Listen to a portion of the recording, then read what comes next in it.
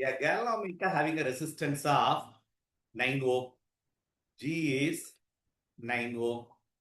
Is shunted with the wire of resistance 2 ohm. Shunt resistance 2 ohm கொடுத்தாச்சு. Total current in the circuit is 1 ampere. The part of it pass through shunt. I minus IG கேட்டிருக்கு. ஷண்ட்ல pass ஆன current என்ன? இதுதான் question.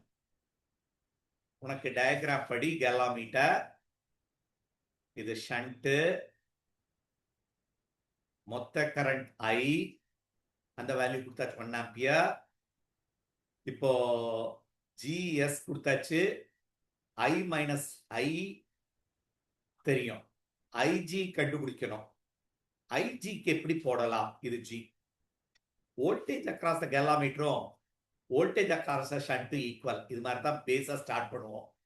இதுல pass ஆகுது IG, இதுல pass ஆகுது IS. IS தான் ஐ மைனஸ் ஐஜி. சரியா? அப்போ எந்த மெத்தட்ல இந்த சம்ம ப்ரொசீட் பண்ணலாம்? நமக்கு ஐஜி தான் கேட்டிருக்கு, which is I minus I G. I G தான் நம்ம கண்டுபிடிச்சாகணும்.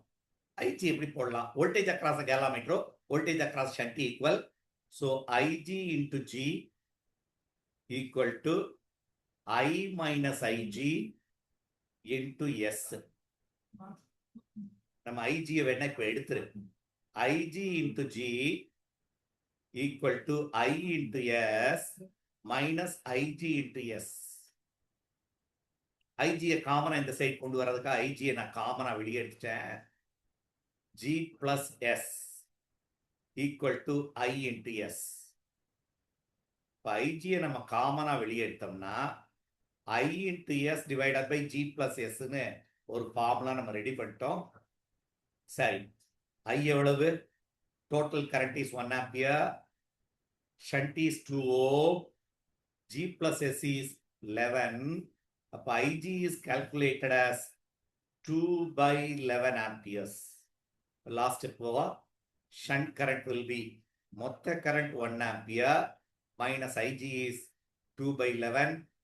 11 minus 2, 9. 11 minus 2, 9 by 11. 9 by 11 is 0.8 ampere is the answer.